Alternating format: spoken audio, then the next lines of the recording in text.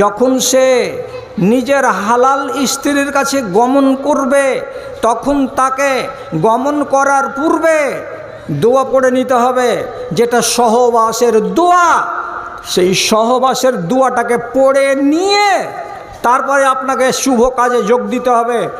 এর ফলে যদি বাচ্চা পেটে ধরে, বাচ্চা জন্ম পায়, তাহলে সেই বাচ্চার জন্মের ইতিহাসে ইবলিসের কোনো ভূমিকা নাই।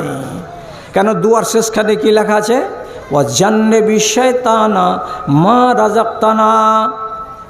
হে আল্লাহ, তুমি আমাদের দুজন স্বামী স্ত্রীকে ইবলিসের চক্রান্ত থেকে বাঁচাও এবং ইবলিসকে যা আমাদের দান করছো, রিজিক দিচ্ছ, তার মানে আওলাদ, বেটা কিংবা বেটি, এখান থেকে তার ভাগটাকে কেটে দাও, এখানে যেন তার কোনো অংশীদারি না থাকে। এটা করে যদি মানুষ যায় তাহলে পারে ওই বাচ্চার উপরে ইবলিস শয়তানের কোনো রকমের অংশীদারি থাকে না।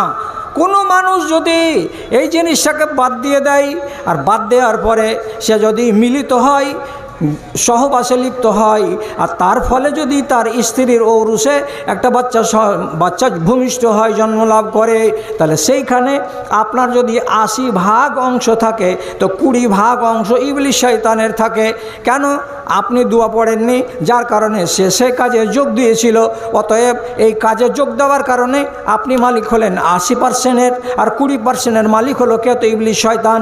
ওই ছেলেটা বড় হয়ে পাকা ইমানদার হবে না, ওই ছেলেটা বড় হয়ে আচ্ছা খাসা দিনদার হবে না, ওই ছেলেটা বড় হয়ে শয়তানি কাজগুলো করে বেড়াবে, ওকে খারাপ লাগবে না। ওই ছেলেটা ব্যভিচারে মত্ত হয়ে যাবে, মদখড়িতে মেতে যাবে, আর অন্যান্য দুশ্চরিত্রের কাজে লেগে যাবে, কিন্তু ওকে খারাপ লাগবে না। কেন লাগবে না? এটা হলো ইবলিস শয়তানের চরিত্র। এটা ভাগ পেয়েছে কার কাছ থেকে? তো তার বাবার কাছ থেকে। ভাই, আর একটা তর্জমা শুনেন। তা কি আল্লাহ আপনাদেরকে শিখতে দেয়, আর শিখার পরে কিছুটা এখান থেকে আপনাকে অর্জন করারও তৌফিক দেয়। কি? ঋতুর অবস্থায় স্ত্রীর কাছে গমন করা হারাম। ঋতুকালীন নিজের বিবির কাছে গমন করা একেবারে হারাম, হারাম, হারাম। কোনো মানুষ যদি ঋতুকালীন নিজের স্ত্রীর সঙ্গে মেলামেশা করে নাই, তাহলে আল্লাহ রাব্বুল আলামিন তার জন্য কাফারা লিখে রেখেছেন, জরিমানা লিখে রেখেছেন। জরিমানা যদি না দেয় তাহলে সে লোকটা গুনাহগার হয়েই থেকে যাবে। আর ক্ষতিটা কি হবে তার? যদি যদি যদি ধরে নেন ওই ঋতুর অবস্থাতেই মিলামিশা করার ফলে এবার যদি তার পেটে বাচ্চা চলে আসে, তো আপনি হারাম অবস্থায় নারীর সঙ্গে মিলিত হয়েছেন, আর হারাম অবস্থায় মিলিত হওয়ার কারণে পেটে বাচ্চা চলে এসেছে। এই বাচ্চাটা জিন্দগির মতো তাতে ইবলিস শয়তানের ইজারাদারি কায়েম হয়ে গেছে, ভাগ বসে গেছে। আমি আমার বাচ্চাটাকে 100 ভাগের ভেতরে 95 ভাগ আমার বাচ্চা বলতে পারবো না, 100 ভাগ আমি বলতে পারবো না। কেন বলতে পারবো না? আমি ভুল করেছি গোড়াতে, যার কারণে আল্লাহ রাব্বুল আলামিন পরিষ্কার বলেছেন, শারিকুহুম বিল আমওয়ালি ওয়াল আওলাদ। খবরদার, এই কাজে কোনো মানুষকে জড়িত হতে হবে না। কেন? সে আমাকে বরবাদ করার জন্যই আমার দুশ্মন। দুশ্মন কোনোদিন ভালো করে না, দুশ্মন কোনোদিন আমার উপকার করে না। হলো? এইবার ভুট্টা মারলেন 100 কুইন্টাল। একটা মাদ্রাসাওয়ালা এসছে চেক নিয়ে, হাই সাহেব আমরা মিটনা মাদ্রাসা থেকে এসছি। তো হাজি বলছে, আচ্ছা গলিতে ভালো একটা দানা দেখতে পাইছো ভুট্টার? আছে? বলছে না, দেখতে পাই না। তো ভুট্টা মাঠে ক্রেশারে ছাড়ছে, বস্তাবন্দি হচ্ছে, ওখানে পাইকারে কিনে নিল, মাঠ থেকেই চলে গেল ভুট্টা। কেন? যে আমাদের দেশের লোক ভুট্টার 5টা কেজিও বাড়িতে উঠাই না। আপনি বলেন জাকাত কুণ্ডে থেকে দিব? মৌলভী সাহেব, ওসর কুণ্ডে থেকে দিব? নাই তো ভুট্টা। আরে বাবা, নাই কেন বলছো? ভুট্টাটা বিক্রি করে দিয়েছো, তোমার হিসেবটা আছে কি না? 50 কুইন্টাল ছিল কি 100 কুইন্টাল ছিল, এই হিসাবটা যদি থেকে থাকে তো তাহলে তোমাকে ওসর লাগবে না। প্রতি 20 কুইন্টালে 1 কুইন্টাল, এটা হলো আল্লাহর ভাগ। তাহলে 100 যদি কুইন্টাল আপনার হয়ে থাকে, তাহলে ওসর কত ডিবের হবে ভাইজান? কত ডিবের হবে? 5 কুইন্টাল। 5 কুইন্টাল বের হবে আপনার ওসর। যখন 5 কুইন্টাল ওসরের কথা আপনার মগজে উঠবে, তখন আপনার বগলে চুলকানি লেগে যাবে। কে এগুলা তোরাকে অঙ্ক শিখালছে রে, শালা হুঁচলার মতন কথা। আদমন দিয়ে দে কুঠিটাতে গলিতে আছে, অতি তো সারা বছর ফকিরের নিয়ে ওড় নাই, আবার হিসাব দেখাতে এসে কি যে 5 কুইন্টাল খরচা বুঝিস। বেটাকে বলছে কত টাকা খরচা হয়েছে জমিতে, কত সেচ আর কত খাদ লেগেছে। মুখে এলো আর বলে দিলি যে 20 কুইন্টালে 1 কুইন্টাল, 20 কুইন্টালে 1 কুইন্টাল। মুখে যত বলা সহজ, কাজ করা তত সহজ নয়। আপনাকে আপনার পেছন দিকে, আপনার মাথায়, আপনার মগজে কে ফুঁ দিচ্ছে এটা ভালো করে দেখেন। ফুঁ দেওয়ার একটি মাত্র যে দায়িত্ব নিয়ে রেখেছে আপনাকে বিভ্রান্তির পথে পরিচালিত করে আপনার আখেরাতকে বরবাদ করে জাহান্নামের সাথী বানানোর ঠিকাদারি যার কাছে আছে, তার নাম ইবলিস শয়তান। সেই আপনাকে ফুঁ দিচ্ছে। না, 5 কুইন্টাল কখনো দেওয়া যায়? তাহলে আপনারা কথা বলছেন না। বাংলাদেশের লোক কথা বলার জন্য মুখিয়ে থাকছে, একবারে মুখিয়ে আছে। কখন বলবে মুলি সাহেব তো বলবে হ্যাঁ জি। আরে একটু সাড়া দেন। এই যে জমিনে ভুট্টা আপনি মেরে নিলেন, ধান আপনি মেরে নিলেন, বেটাকে বলছেন ঠেলা আছে বেটা, জমি করতে ঘাম ছুটে গেছে, জমি আমার। বারবার আপনি বলছেন জমি আমার, জমি আমার। আল্লাহর কসম খেয়ে বলছি জমি আপনার নয়। তাহলে কার? তোমার না। তা আমি কেন চাষ করছি? আল্লাহ তাআলা বলছেন মালিক যেটা আসল সেটা হলাম আমি। আমি তোমাকে অস্থায়ী মালিক বানিয়েছি, কিছুদিনের জন্য মালিক বানিয়েছি, তোমাকে চিরদিনের জন্য আমি মালিক বানাই নাই। কয়দিনের জন্য আল্লাহ? কয়দিনের জন্য? 60 সালের রেকর্ডটাকে কি বলে? এলআর। 60 সালের আরএস। 60 সালের রেকর্ডটা হলো আরএস। আরএস রেকর্ডে শ্রীপুর গ্রামের ডাক্তার জাকারিয়া, আমার শ্বশুরের নামে 24 থেকে 25 বিঘা জমি। আর আমার শ্বশুর মরার পরে শাশুড়ি বেঁচে আছে, তারপরে যদি দেখছি তো 1 কাঠাও আমার শ্বশুরের নামে নাই। কোথায় গেল? 5টা বেটি 5 জায়গাতে আছে, আর 4টা বেটা গ্রামে আছে। সব জমি 4 বেটার খতিয়ানে গিয়ে ঢুকে গেছে। জমিটা কি জাকারিয়া ডাক্তারের? ও যদি বলে যে আমার, তো তোমার জমি এই খতিয়ান থেকে কেটে তোমার বেটার নামে খতিয়ানে ঢুকে গেল। তোমাকে যদি যদি আল্লাহ এরকম করে যে 10 বছর পরে তোমাকে আবার জিন্দা করে দিয়ে পাঠালো, পাঠিয়ে বললে আরে রেল লাইনের উপরের জমিগুলো আসে না, বেঁচে দিয়েছিস? ওই বেঁচে দিয়েছি বাজান। তো জুতা খাড়ো করে রাখবো যে জমি তুই তৈরি করেছিলি, আমি করেছিলাম রে হারামখোর। আর বলার হিম্মত আছে? ওর হিম্মত নাই। কেন নাই? যে তোমাকে মালিক বানানো হয়েছিল সীমিত সময়ের জন্য, তোমার মালিকানা শেষ। এইবার মালিক আমরা। এবার আমরা করতে করতেই এরাও যখন চলে যাবে, তখন ওই খতিয়ানটা কেটে গিয়ে ওদের বাচ্চার নামে হয়ে যাবে। তাহলে আপনি বলুন জমি আপনার? জমি আপনার নয়। আপনাকে কিছুদিনের জন্য মালিক বানানো হয়েছে। জমিটার আসল মালিককে? বলছে আসল মালিক হলো আমি, আল্লাহ। আল্লাহু আকবার।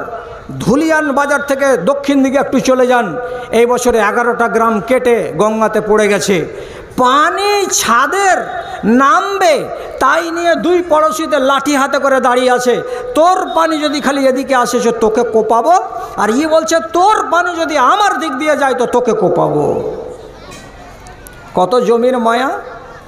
এই বছর 11টা গ্রাম কেটে গঙ্গাতে চলে গেল। মেয়ে ছেলে পেলে এমনি করে বুকে বুকে মারছে আর করছে আল্লাহ জি সব চলে গেল, আল্লাহ জি সব চলে গেল। তোমার যে বাড়ি ছিল কোথায় তোমার বাড়ি? তোমার যে জমি ছিল কোথায় তোমার জমি? যদি তোমার হয় তো গঙ্গার বুকে চলে গেল, তুমি আটকাতে কেন পারলে না? তাহলে আসল মালিকটাকে?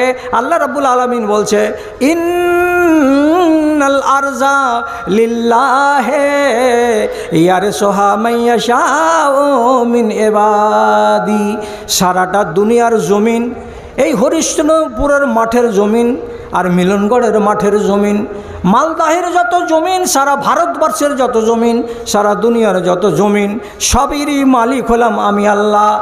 আমার যাকে মন চাই আমি তাকে জমি দান করি, আর আমার যাকে মন চাই না আমি তাকে জমি দান করি না। আপনাকে ভালো লেগেছে, আল্লাহ তাআলা 30 বিঘা জমি দিয়েছেন, জমির মালিক হলেন আল্লাহ তাআলা, আপনি হলেন আল্লাহর হিসাব অনুযায়ী বর্গাদার। কতদিনের? যতদিন জীবিত আছেন ততদিনের।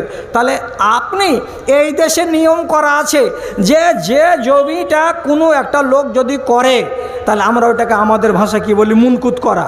মুনকুত মানে কি? যদি জয়া ধানের টাইম হয় তো 4 কুইন্টাল নিব, আর যদি আমন ধানের সময় হয় তাহলে 3 কুইন্টাল নিব, কেন যে জমিটা আমার। তাহলে আপনি একটা লোককে জমিটা করতে দিয়েছেন বলে লোকটা 4 ভাগের 3 ভাগ নিয়ে নিল, আর আপনি 1 ভাগ নিলেন, যেহেতু জমিটা আপনার। তো আল্লাহ রব্বুল আলামিনের এইটা জমি, এই জমির ফসলে যদি আল্লাহ তাআলা বলেন তোদের দেশের অঙ্ক নয়, আমার অঙ্কটা শুন, আমি তোর কাছে 3 ভাগের ভাগ নিব না, 4 ভাগের ভাগ নিব না, 20 কুইন্টালে 1 কুইন্টাল দিস, তার মানে 20 ভাগের ভাগ থাকলো তোর সাথে। আল্লাহ তাআলা কত বড় মেহেরবানি করেছেন। এই 1 কুইন্টাল ধান বা 1 কুইন্টাল ভুট্টা দিতে আপনার মর্গে টান পড়ছে। হ্যাঁ, এত দেওয়া যায়? যদি না দেন তাহলে আল্লাহ রাব্বুল আলামিন বলছেন, বান্দারে তোমার ঘরের কুঠিতে যদি 25 কুইন্টাল বা 30 কুইন্টাল ধান থাকে, তো ওই ধানের ভেতরে তোমারও ধান আছে, আর তোমার জানের দুশ্মন ইবলিস শয়তানেরও ধান ভাগে ভরা আছে। ভাগে যদি ব্যবসা করো ইবলিসের সাথে চট্টি উদাম হয়ে যাবে। ভাগে যদি নিয়ে নাও ইবলিস শয়তানকে, তোমার ঈমান বরবাদ হয়ে যাবে। কেমন ঈমান বরবাদ হবে? আল্লাহ তাআলা বলে দিয়েছেন, হারাম মালকে যদি হালাল মালের সঙ্গে মিশিয়ে দাও তাহলে সম্পূর্ণ মালটা হারাম হয়ে যাবে। আর হারাম মালকে যদি সেবন করো তাহলে তুমি গুনাহগার হবে, তোমার জীবনে দোয়া কবুল হবে না, তোমার জীবনে নামাজ কবুল হবে না, কেন যে তোমার মালটা স্বচ্ছ নয়। আর এই রকম করে যদি জীবন কাটাও রে, তাহলে ইবলিস শয়তান বগল বাজাবে আর বলবে, ওরে আমার বান্দারে, ওরে আমার বন্ধুরে, তোমার মতো লোকটাকেই সাথে করে নিয়ে আল্লাহর জাহান্নামে আমি যাব। মাল ছেড়ে দেন হাত থেকে, মাল ছেড়ে দিতে হবে। ইন তুতিউল্লাহ ওয়া রাসূলাহু, যদি আল্লাহর এবং আল্লাহর রাসূলের ইতাআত করেন তাহলে এখানে ঈমান পাওয়া যাবে, আর তাহলে আপনি কল্যাণ পাবেন। আর যদি আল্লাহ এবং আল্লাহর রাসূলের ইতাআত করতে না পারেন তাহলে আপনার মতো অনেক লোকের নাম আছে, আব্দুল্লাহ আর আব্দুল সালাম আর জিয়াউর রহমান আর মুজিবুর রহমান, যারা জাহান্নামের লকড়ি, জাহান্নামের ইন্ধন, এগুলো দেখে লাভ নাই। তাহলে 1 নম্বর শত্রু আমাদের, সে কে? ইবলিস শয়তান। এর হাত থেকে আপনাকে নিজের ঈমানটাকে সব সময় বাঁচাবার চেষ্টা করতে হবে। তারপরে চলুন, মনে আছে না ভুলে গেছেন? মনে আছে না হাওয়া হয়ে উড়ে গেছে? আমি কি বলেছিলাম আপনাকে? যে আপনার ঈমানের শত্রু হলো 2 নম্বর, তার নাম কি? আওলাদ। আওলাদ মানে বেটা আর বেটি। বেটা বেটি হচ্ছে আপনার, এরাকে আরবিতে বলা হয় আওলাদ। এরা হলো আপনার জানের শত্রু, আপনার ঈমানের শত্রু। সবাই কি? সব নয়, সব নয়। কোরআনে আল্লাহ তাআলা একটা শব্দ বলেছেন, মিন। ইন্না মিন আজওয়াজিকুম ওয়া আওলাদিকুম, তোমাদের ভিতরে কারো কারো স্ত্রী, তোমাদের ভিতরে কারো কারো আওলাদ, তোমাদের ঈমানের শত্রু, তোমাদের জানের শত্রু, তোমাকে বরবাদ করে রেখে দেবে, তোমাকে পঙ্গু করে রেখে দেবে। তুমি যতগুলো আমল করেছিলে তোমার আমল সব ছাই হয়ে উড়ে যাবে, আর তুমি কিয়ামতের দিন হাত কচলাতে কচলাতে নরকে চলে যাবে। আওলাদ কেমন করে শত্রু হয় গো ঈমানের? হ্যাঁ, সামাল দিতে পারবেন? যদি বলেন হ্যাঁ সামাল দিতে পারবো, তাহলে ভালো করে শুনেন। নূহ নবীর 4 বেটা, তার ভেতরে একটা বেটার নাম মনে থাকবে? কাল সকালবেলায় চায়ের দোকানে গিয়ে বলতে পারবেন। একটা বেটার নাম বলছি, তার নাম কেনান। কেনান, বেটাটার নাম হলো কেনান। এই বেটাটা নবী নূহকে মানেনি, ওকে আল্লাহ নবী বলেও মানেনি, ওর কথা জীবনে শুনেনি, আসমানের মালিক আছেন আল্লাহ তাআলা এ কথাটাও বিশ্বাস করেনি, জীবনে নূহ নবীর কথা অনুযায়ী আল্লাহ রাব্বুল আলামিনের নামে একটা সেজদাও দেয়নি। এত বাঁকড়া, এত হ্যাঁকড়া, এত বেওয়াফা আর এত সাংঘাতিক আওলাদ এটা। কিন্তু বাপের তো জানে মায়া আছে, বাপের জানে তো মমতা আছে, কিছুই হোক এটা আমার বেটা। এবার শুনেন, আল্লাহ রাব্বুল আলামিন বললেন ফাসনাইল ফুলকা বেআয়ুনিনা, আমার চোখের সামনে একটা নৌকা বানাও। কেন নৌকা বানাও? তুমি 950 বছর ধরে এদেরকে ডাকলে হেদায়েতের পথে, এরা কেউ শুনলো না, এরা কেউ শুনলো না। তুমি তখন আমার কাছে দোয়া করেছিলে, বদদুয়া, কি বলে, এই আল্লাহ এদের একটা বংশ যেন কেউ বেঁচে না থাকে, একটাও যেন কেউ দুনিয়াতে না জীবিত থাকে, সবকে সাবার করে দাও, সবকে গায়রত করে দাও, সবকে ধুলিসাৎ করে দাও। তোমার দোয়া কবুল করেছি, সবকে মেরে শেষ করে দেব, ষাঁড়ও যাবে আর ষাঁড়ের পোকাও যাবে, মরবে সবাই। কিন্তু তোমার যে আরও 3টা বেটা আছে, তোমার যে আরও 20-30টা লোক আছে সঙ্গী, যেই কটা লোক তোমাকে মেনেছে ওরা যে ডুবে মরে যাবে তখন কি হবে? আর দুনিয়াটাকে যদি এইভাবে বন্যা দিয়ে পয়মাল করে দেওয়া যায়, তাহলে আগামী দিনে গরু কোথায় পাবো, ছাগল কোথায় পাবো, ভেড়া কোথায় পাবো, কুকুর কোথায় পাবো, বিড়াল কোথায় পাবো? আল্লাহ রাব্বুল আলামিন বললেন তোমার নৌকাতে প্রত্যেকটা জীবের জোড়া জোড়া জোড়া জোড়া জোড়া জোড়া করে উঠিয়ে নাও, আর নেওয়ার পরে যে মানুষটি ঈমান এনেছে সেই মানুষটিকে নাও। আমি এক্ষুনি তোমার এই মাটিতে বন্যা নাজিল করব, তোমার এই মাটিতে এমনই বন্যা নাজিল হবে যে সারা জগতে, সারা জীবনে, দুনিয়াতে এত বড় বন্যা কোনো মানুষ কখনো আর দেখে নাই। কি হলো? কোরআন বলছে ওয়াফারাত তান্নুর, আপনার আহলিয়া, আপনার স্ত্রী চুলহা জ্বালেছে, কাঠি মারছে, মেরে আগুন জ্বালিয়েছে, রুটি পাকাবে। তো রুটি পাকাতে পাকাতে হঠাৎ ও আওয়াজ দিয়ে বলছে, রহিমের আব্বাজি আর রুটি হবে না। কেন রে? বলছে চুলহা দিয়া পানি বের হচ্ছে, যেমন উবে পানি উঠে, চুলহা দিয়ে পানি বের হচ্ছে। এ রাংনা, ও রাংনা, ও রাংনা, প্রত্যেকটা বাড়ি বাড়ি, প্রত্যেকটা গলি গলি, প্রত্যেকটা ডোবা জায়গা, যেখান সেখান দিয়ে জমিনের তলা থেকে পানি একদম ভুল ভুল ভুল ভুল ভুল ভুল করে বেরিয়ে যাচ্ছে।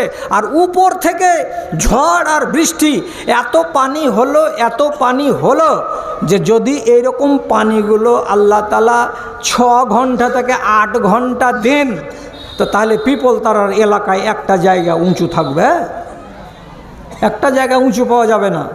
এই বছর উত্তরাখণ্ডে 6 ঘন্টা বৃষ্টি হলো, তো 6 ঘন্টা বৃষ্টি হয়ে পাহাড়ের আল আর কিয়ার, উপর আর নিচ, এদিক আর ওদিক থেকে এত পানি নামলো যে 129খানা বিল্ডিং, যেগুলো কিনারাতে ছিল 5 তলা আর 4 তলা আর 3 তলা, 129খানা বিল্ডিং 1 ঘন্টার ভিতরে চলে গেল রসাতলে। আর প্রায় 2500 ট্যাক্সি কোথায় যে বহে চলে গেল, আর ট্রাক আর বাস, আর কেউ হিসাব রাখে না। যারা চালাক ছেলেপিলা অ্যান্ড্রয়েড মোবাইল দেখেছে এবং ওদের ফেসবুকে নেট আছে, ওরা সবাই দেখেছে কত বড় আল্লাহ তাআলা বন্যা দিলেন। যখন বন্যাতে এমনি এমনি করে সাঁতার দিচ্ছে কে? বেটা কেনান। তখন নবীজি যে বলছেন, নৌকা চালাতে চালাতে বেটার কাছে গিয়ে, বেটা নৌকাতে চলে আয়, বাঁচবি না রে বাপ, বাঁচবি না, নৌকাতে চলে আয়। তখনও কিন্তু ছেলে বেয়ারামি করে জবাব দিয়ে বলছে, সাহাবি আলাল জুদি ইউসেমনি মিনাল মা। কিসের জন্য ডাকছো? তোমার আল্লাহর নৌকাতে। আমি তোমার আল্লাহকে মানি না, তোমার নৌকাতে আমি চড়বো না। আমার সামনে জুদি পাহাড়, এখান থেকে 1/2 কিলোমিটার যদি সাঁতার দিয়ে যাই, তাহলে আমি জুদি পাহাড়ে চড়ে নিব। আর জুদি পাহাড়ে যদি চড়ে যাই, তাহলে পরে আর আমাকে কেউ মারতে পারবে না। নবী নূহ বলছেন, বেটারে এটা হলো আযাব, আজ আযাব থেকে কেউ রেহাই পাবে না।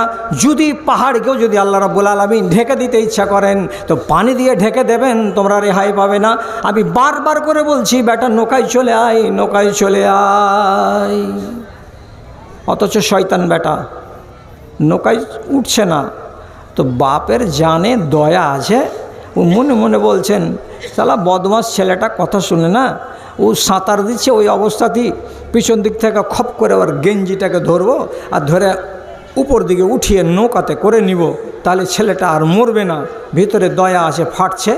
তখন থামতে না পেরা আল্লাহ তাআলাকে বলে পাঠাচ্ছে কি, আল্লাহুম্মা হাজা আলী, এ আল্লাহ, এটা আমার পরিবার, এটা আমার ছেলে, আমার চোখের সামনে ডুবে যাবে, আমার চোখের সামনে আমার বেটা, এত জোয়ান ছেলে যদি ডুবে যায় আর বাপ যদি দেখতে থাকে তো কত কষ্ট লাগে। ভাইজানেরা,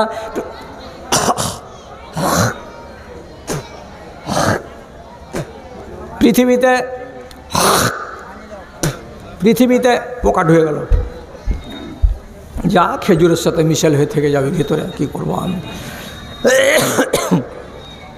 পৃথিবীতে সবচাইতে ভারী জানাজা কোনটা? বেটার জানাজা বাপ ঘাড়ে করবে, এটা হলো সবচাইতে পৃথিবীতে ভারী জানাজা। এর মতো জানাজা ভারী নাই। যদি বেটা বাপের জানাজা ঘাড়ে করে তো এটা ভারী নয়। আপনার 80 বছর বয়স হয়ে গেছে, আপনার মরার টাইম হয়ে গেল, আমি বেটা, আমার বয়স 40 বছর, আপনার জানাজাকে আমি ঘাড়ে করব, এটা ভারী নয়। কিন্তু আমি 80 বছরের আর বেটা হলো 40 বছরের, 40 বছরের টকটকে জুয়ান ছেলের যদি জানাজা বাপকে ঘাড়ে নিতে হয়, তাহলে এটা সব থেকে ভারী জানাজা। কেঁদে কেঁদে কেঁদে কেঁদে কেঁদে কেঁদে সহ্য করতে পারবেন না। 22 তারিখের দিন মারা গেছে পাকিস্তানের একটা নওজওয়ান ছেলে, মৌলানা তারিক জামিলের। আর আজ 22 তারিখের পরে মাস গেল, আর আজকে 6-7 দিন হয়ে গেল, এখনও ওয়াজ করতে উঠছে তো খালি হু হু হু হু করে কাঁদছে। কাকে বলে? নওজওয়ান বেটাকে বলে। নবী নূহ বলছে, আল্লাহ, এটা আমার আহাল, ডুবে যাচ্ছে, আল্লাহ ডুবে যাচ্ছে, আমি ডুবতে দিব না, আমি আমার ছেলের হাত ধরে নৌকাতে উঠিয়ে নিব। তো ছেলে যে ইমানের দুশ্মন, তো তা কেমন করে বোঝা গেল? আল্লাহ রাব্বুল আলামিন বলছেন, এই নবী নূহ, খবরদার, একটা জালিমকে তুমি যদি বলো এটা আমার আহাল, তাহলে পারে তোমার কিন্তু খাইরিয়াত নাই, তোমার ক্ষতি আছে। তুমি আমার নবী, তোমার কাছে আমার দিন এসেছে, তোমার কাছে আমার জিবরিল এসেছে, আর তুমি একটা বেঈমান ছেলেকে আমার ছেলে বলতে যাচ্ছ কেন? এটা যদি করতে যাও ইমানটা তোমার বরবাদ হবে, সাবধান হয়ে যাও, সাবধান হয়ে যাও। যেমনি এই কথাটা জানতে পারলেন নবী নূহ যে বেটার কারণে আমার ইমান বরবাদ হবে, তখন সাথে সাথে তিনি বলছেন, আউযু বিল্লাহি আন আসআলুকা মা লাইসা লি বিহি ইলম, হে আল্লাহ, আমি তোমার কাছে পানা চাইছি রব্বুল আলামিন, যেটা জ্ঞান নাই সেটা জিনিস আমি চেয়ে নিয়েছি, যে জিনিসটা চাওয়া উচিত নয় আমাকে তোমার কাছে, সে জিনিসটা আমি চেয়ে নিয়েছি, এটা আমার ভুল হয়েছে মালিক, তুমি আমাকে ক্ষমা করো। আমি আর জীবনে এই নাফরমান বেটাকে আমার বেটা বলে দাবি করব না, আমার ছেলে বলে দাবি করব না। তাহলে বেটাকে ছেড়ে দিতে হলো কেন? ইমানের দুশ্মন কে? তো বেটা। এখন আপনার বাড়িতে যদি বেটা থাকে এইরকম, যে ছেলেটা আপনার ইমানের দুশ্মন, কেমন ইমানের দুশ্মন? আপনি বলছেন, হারে মজবুর, নামাজ কেন পড়িস না তোরা রে? আমি মরবো যেদিন সেদিন তোকে জানাজাতে থাকতে দিবে রে? তো ছেলে কি জবাব দিছে? অত তোকে ভদর ভদর করতে কে পাইট করেছে? তোর কাম হলো মরবার, তুই মরে যা। কে আমাকে দিবে না আর কে আমাকে দিবে ওইটা আমি দেখে নিব। আমি নামাজ পড়ি নাহি না পড়ি, তুই কি আমার কবরে যাবি নাকি? না তোর কবরে আমি যাব? ছেলে এমন করে বাপকে শাসানি দিচ্ছে, ছেলের কিছু খাটে না। যদি বাপ বলছে, বাজান বেটারে ধানগুলো 20 কুইন্টাল বেচে দে, এখন দাম উঠেছে 2200 টাকা করে কুইন্টাল, তো ছেলে না হয় ফরমাবারদারির সাথে বলবে যে আব্বা কিছুটা দিন দেরি করেন, 2400 হয়ে যাবে, তাহলে লাভ হবে আমাদের। তো বাপ বেটাতে একটা মশওয়ারা করা দরকার, তা না করে বেটা বাপকে বলছে, তুই কি বুঝিস? তুই কতখানি পড়েছিস? তুই বাজারের কি বুঝিস? তুই ধানটি বেচবে খালি ফডর ফডর করছে, খালি ফডর ফডর করছে। লাভ করে থাক, চালা করবি না, কখন ধান বেচতে হবে আমি দেখবো, আর কত রেটে বেচতে হবে আমাকে দেখতে হবে। তুই কেন দেখলে ভদর ভদর করতে আসছিস?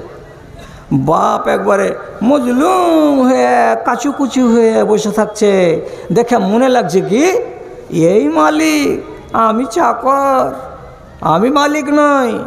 আমার মালিক হলো বেটাটাই, ওর হুকুম চলবে, আমার হুকুম চলবে না।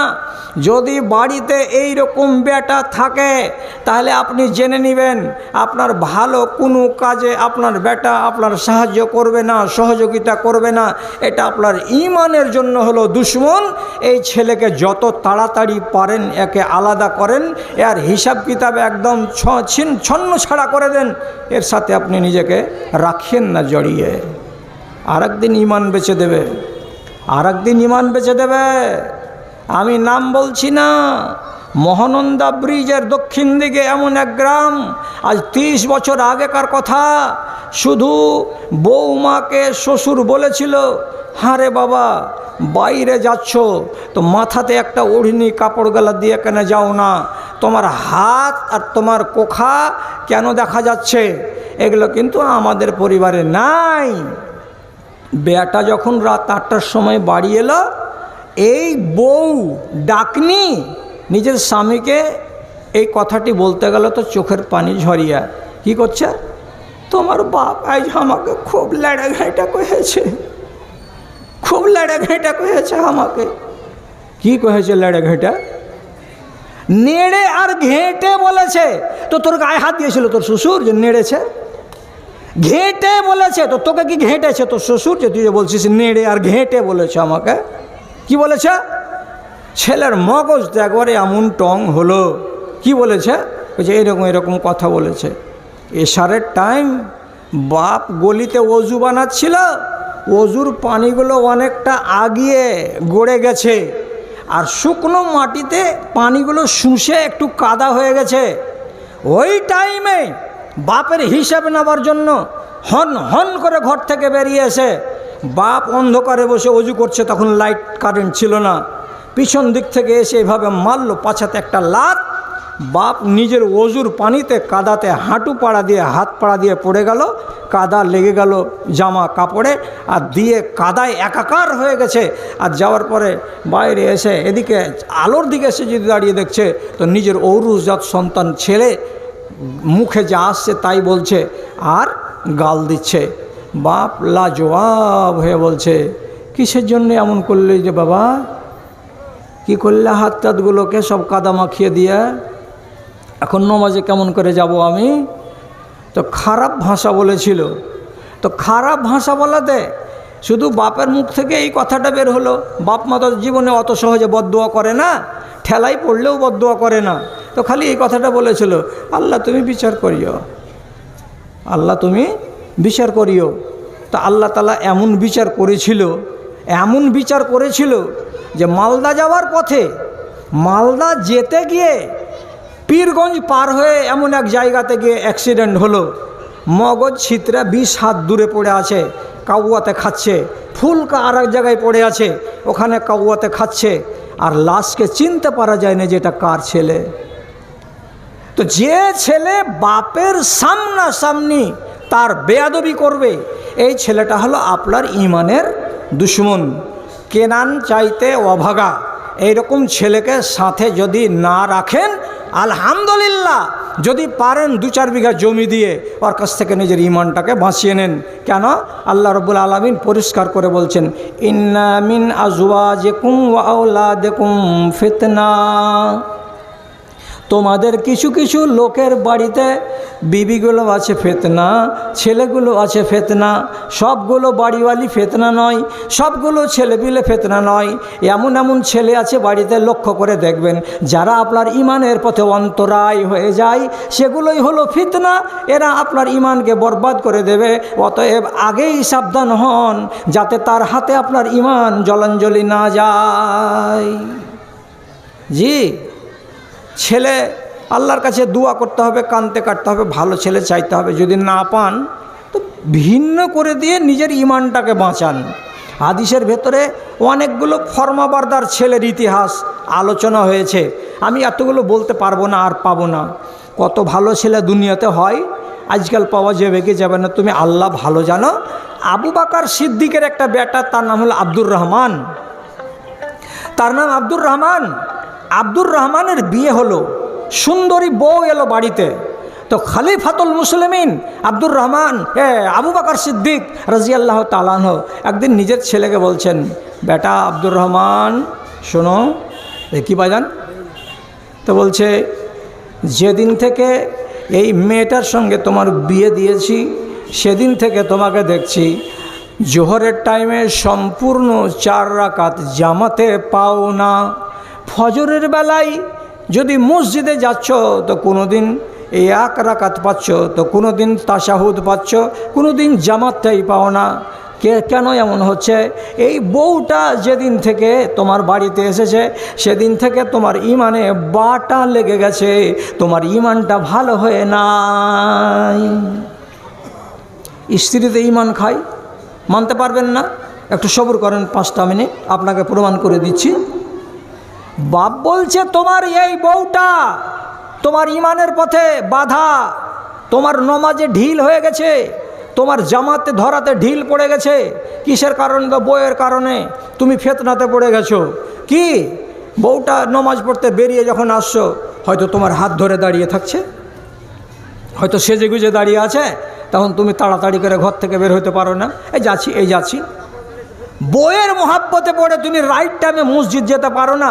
তো তাহলে যে স্ত্রী তোমার ইমানকে নষ্ট করে দেবে সেই স্ত্রী তোমার সংসারে থাকার যোগ্য নাই। অতএব আবু বকর সিদ্দিক সোজা সোজা হুকুম দিয়ে বলছেন, তাল্লিকহা, বেটা এই বউটাকে তালাক দিয়ে দাও, বউটাকে রাখা চলবে না। যখনই শুনতে পেলেন আমার বাপ বলছেন তালাক দিয়ে দাও, কি করা যাবে কি করা যাবে না? ছেলে যদি নাফরমান হতো তাহলে অবশ্যই আবু বকরকে বলতো, আবু বকর আমার অসুবিধা হয় না তো তোমার কেন অসুবিধা হয়? আমার স্ত্রী নিয়ে আমার কোনো রকমের ঝামেলা হয় না, দুঃখ হয় না, কষ্ট হয় না, তো তোমার কেন কষ্ট হয়? এ কথাটা অবশ্যই বলে দিত।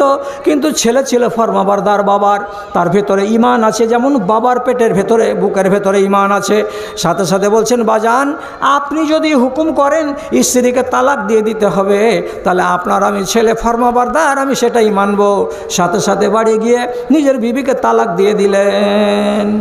যাও, বাপের বাড়ি গেল স্ত্রী, তো মুহাব্বত ভুলতে পারে না স্ত্রীটার, তখন করে কি শোক লাগা, এমন রোগা হয়ে গেল, ঝিম ধরা হয়ে গেল।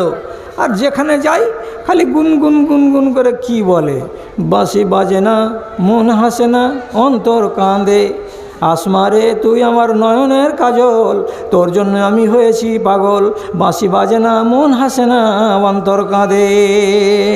যেখানে যাই গুনগুন করে, যেখানে যাই গুনগুন করে। তখন আবু বকর সিদ্দিক 15 থেকে 20 দিন যখন হলো জানতে পারলেন আমার বেটা এমনি ঝিম ধরা হয়ে গেছে বউর শোকে, যেটায় যেখানে যায় শুধু গুনগুন গুনগুন করে কি বলে। তার মানে কি এই বেটা যে বউ ছেড়েছে তো বাপের সম্মান রক্ষা করতে বউটা ছেড়েছে, বেটার ইচ্ছা ছিল না। অতএব আমার বেটা যখন দুঃখিত হয়ে গেছে তখন 20 দিন পরে আবু বকর বলছেন, বাজান রে যা যা যা বউটাকে ফিরিয়ে নিয়ে চলে আয়। 20 দিন পরে ছাড়ান পাওয়া বউ আবার ফিরে চলে এলো। ফিরে পাওয়া যায় যে না যায়? মুখ ঝুকান, যায় যে না যায়? জায়েজ। 90 দিনের আগে আগে যদি ঘুরে গেলেন নিজের বিবিকে তালাক দেওয়ার পরে তো জায়েজ। 18 দিন 20 দিনের পরে নিজের বিবিকে ফিরিয়ে নিয়ে চলে এলেন। ধাক্কাটা খেয়ে গেলেন কোনখানে? আমার ইমানের রাস্তাতে আমার স্ত্রী বাটা হয়ে দাঁড়িয়েছে, বাধা হয়ে দাঁড়িয়েছে। তারই জন্য এটাকে দুশমন সাব্যস্ত করেছিলেন কে? তো আমার বাবা। আর এই জন্য আমাকে তালাক দিতে বলেছিলেন। আগামী দিনে এই স্ত্রী থাকবে কিন্তু আমার ইমান যেন 4 আনা পরিমাণে দুর্বল না হয়। আপনার স্ত্রীকে আল্লাহ রাব্বুল আলামিন শত্রু বলেছেন, আপনার মানতে কষ্ট হয়। মৌলভী সাহেব তোমাদের ওয়াজগুলো বেড় লাগা গো, তোমাদের কথা শুনতে গেলে দেশ বাঁচবে না, ঘর বাঁচবে না, গা বাঁচবে। 3 ছেলের মা, ও যদি নাফরমান হয় তাহলে ওকে তালাক দিয়ে দিতে হবে। তাহলে আমার ছেলে 3টা মাওড়া হয়ে গেল না? প্রশ্ন আপনার, আমি আর একটা যে বিয়ে করব তো ওই রকম বাড়িওয়ালি আমি পাবো? এই মেয়ে ছেলেটা আমার বাড়ি থেকে তালাক পেয়ে আবার অন্য কোনো বাড়িতে বিয়ে হবে কি হবে না? তো তোমরা এত সহজে কেন বলছো যে স্ত্রীটা ফরমাবারদার নয় তো ওকে তালাক দিয়ে দাও, তোমাদের এগুলো মশলা খাটবে? এটা অসম্ভব। তো ভাইজান আপনি জবাব করুন, আপনাকে সওয়াল করছি আমি। আপনার স্ত্রীর অন্য জায়গায় বিয়ে হবে কি হবে না এটার চিন্তা আপনাকে বেশি আছে, না ওই স্ত্রীটা আপনার ইমানকে খেয়ে নিয়ে ধুয়ে মুছে সাফ করে দিয়ে আপনাকে ডোম চামার বানিয়ে কবরে পাঠাবে, আর কিয়ামতের দিন আজীবন অনাদি অনন্ত কালের জন্য জাহান্নামে জ্বলবেন? এটা ভালো আছে? বিচার করুন আগে। 3টা ছেলে বাবা হয়ে গেল, মাওড়া হয়ে গেল, 3টা ছেলে ইয়াতিম মাওড়া হয়ে গেল, মাহারা হয়ে গেল। এটা যদি ভারী লাগে তাহলে আপনাকে কি এটা সহজ লাগছে নাকি যে বিবিকে রাখবেন আর রাখার পরে ইমানকে বরবাদ করবেন, আর ইমানকে বরবাদ করে আখেরাতে খালি হাতে যাবেন আর জাহান্নামের লুকড়ি হবেন? তাহলে এটা বেশি ভালো লাগছে নাকি? আপনি আমাকে জবাব করেন। যে বিবির কারণে বরবাদ হবে দিন, যে বিবির কারণে বরবাদ হবে আমার আখেরাত, তাহলে আমি আমার আখেরাতকে চিনি, আমি বিবি চিনি না, আমি বাল বাচ্চা চিনি না। আপনি বলবেন কোথায় আছে এগুলো কথা? কোথায় আছে? ভালো করে শুনেন, আপনাকে শুনতে হবে, আর আমি শোনাবো বলে এসেছি, আপনাকে শুনিয়ে যাচ্ছি। আপনি কথার প্রতি কান লাগান।